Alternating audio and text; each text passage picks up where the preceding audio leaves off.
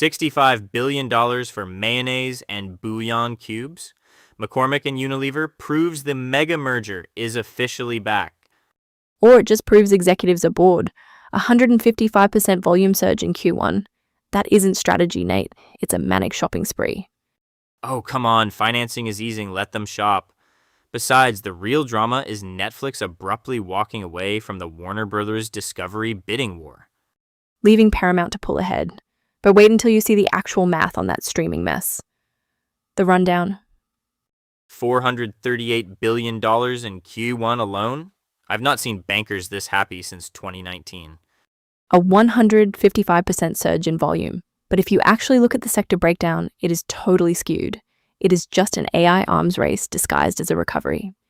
I completely disagree. Look at the rapid-fire deals hitting the wire this week. Traditional sectors are going absolutely wild right now. Fine, pitch me. What is on the rundown?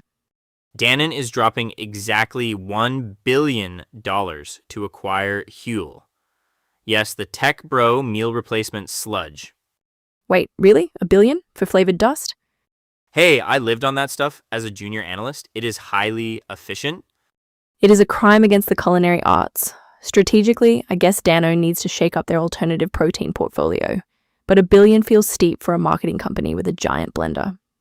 Okay, food critic. Next up is Ecolab, $4.75 billion for CoolIT Systems. See, this proves my exact point about AI. CoolIT makes data center cooling tech. Ecolab is a water and hygiene company. They are paying a massive premium just for a backdoor entry into AI infrastructure. It is a brilliant pivot. Data centers run incredibly hot. Ecolab knows fluid management better than anyone. It is a perfect operational fit. $4.75 billion is not a pivot, Nate. That is a panic buy. They saw the AI hype train leaving the station and threw cash at the caboose. You are so cynical today. How about Eli Lilly? $6.3 billion for Centessa Pharmaceuticals. Zero AI involved. Just good old-fashioned pipeline expansion. That one makes sense, though I checked Centessa's footnotes and they are burning cash terrifyingly fast.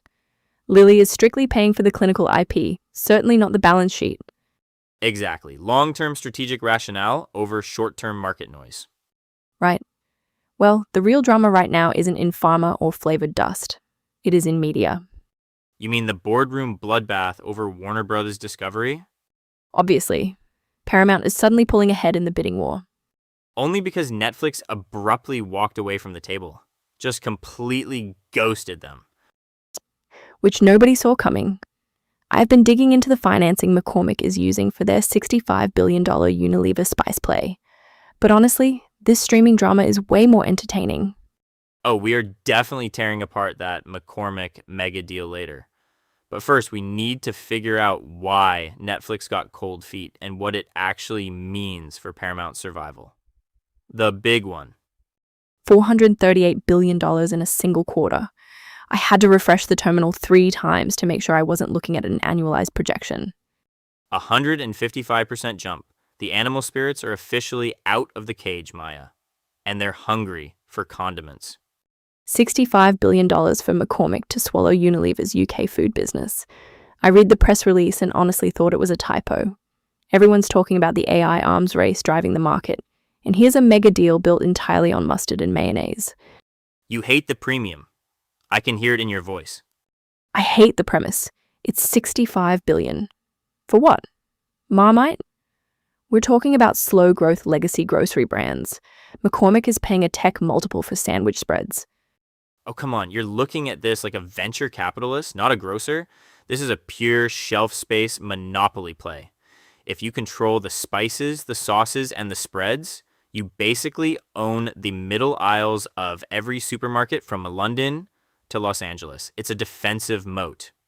A $65 billion moat made of mayonnaise. Look at the footnotes on the financing. They're stretching their leverage ratio to the absolute breaking point. If financing conditions tighten even a fraction of a percent next year, this whole spice rack collapses. Financing conditions are easing, though. That's exactly why they struck now. My old managing directors used to say you do the mega deal when the debt markets give you the hall pass. And right now, the debt markets are handing out hall passes like candy. Look at QXO officially closing that 2.25 billion Kodiak deal in the building sector. Money is moving. Just because the bank clears the loan doesn't mean the strategy works. Integrating a massive transatlantic food operation is notoriously brutal. Unilever has been trying to figure out what to do with these UK food assets for years. They're probably popping champagne in London right now. I'll give you that. Unilever definitely wins this round. They get to offload low-margin heavyweights and focus on health and beauty, but don't underestimate McCormick. They know supply chains, they know raw ingredients. I just don't buy the synergy narrative. You can't cross-sell garlic powder and beef bouillon to generate 65 billion in value. The consumer overlap is obvious, but the back-end integration is going to be a nightmare. See, I think it's brilliant. It's boring, but it's brilliant. Not every deal has to be Ecolab dropping 4.75 billion on data center cooling or Eli Lilly buying Centessa for 6.3. Sometimes you just need to own the pantry. I'll believe it when I see the first combined earnings report. Until then, I'm putting a hard sell rating on this narrative. Fair enough. But speaking of hard sells and messy integrations, we need to talk about the absolute circus happening in voices.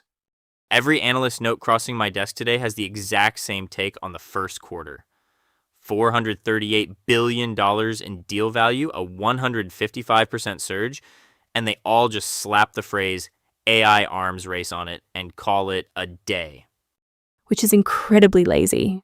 I read that same note. They act like every dollar is directly funding large language models. But you look under the hood of Q1 and you see Ecolab dropping 4.75 billion on CoolIT Systems. Liquid cooling for data centers. Exactly. That's not an AI company. That's an industrial plumbing play disguised as tech. Okay, but Maya, why are they paying a premium to cool those data centers? Because OpenAI is raising at 110 billion and Anthropic is at 30 billion. Those servers run incredibly hot. It is an AI arms race. It's just the picks and shovels part of the war. I'll give you the picks and shovels analogy, even if it makes you sound exactly like a managing director in a fleece vest. Hey, I paid good money for that vest. But the other industry quote going around is even worse. They're claiming this volume surge is fueled by long-term strategic rationale rather than short-term market dynamics. You don't buy the grand strategic vision? I buy that financing conditions eased up and executives suddenly realized they could borrow again. You think McCormick trying to swallow Unilever's food business for 65 billion is about ignoring geopolitical tension? I think when debt gets cheaper, bankers get very, very good at inventing long-term strategic rationales. Bingo. The footnotes on that McCormick proposal show they just finally got the leverage ratios to work. It's purely financial. Which brings us to the ultimate strategic rationale, or maybe just the ultimate executive ego trip.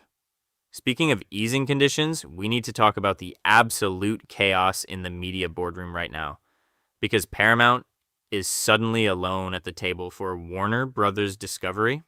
Spill the tea. I'm still trying to picture the exact moment Netflix just Irish goodbyed the WBD negotiations. One day they're in the data room, the next day, poof, gone. Can you blame them? I spent 3 hours looking at WBD's debt maturity schedule this weekend. It reads like a hostage note. See, you're making this about the math. My banker senses are tingling, and I'm telling you this was an ego clash. Netflix looked at the sheer volume of boardroom drama over there and said, nope, we're out. Okay, I have to push back on that. Netflix doesn't walk away from that IP library because of bruised egos. They walked because someone finally modeled out the exact cost of untangling those legacy cable networks from the streaming assets and threw up in their trash can. Fair, but now Paramount is sitting there as the presumed winner. And I'm using heavy air quotes around winner. Congratulations to Paramount. You successfully outbid nobody to acquire a melting ice cube.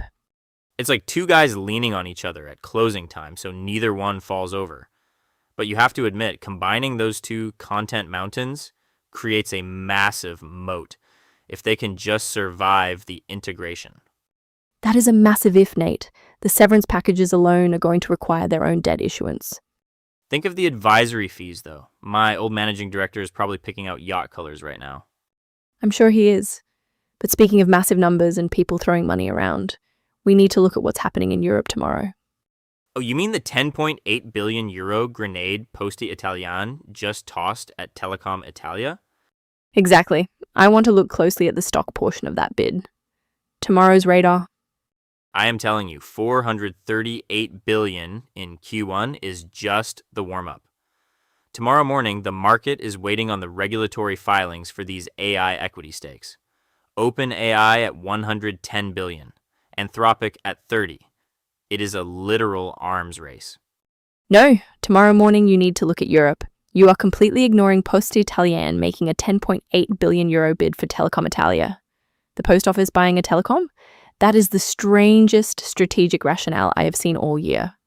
Wait, really? The Italian post office? A massive cash and stock bid. I pulled the preliminary filing.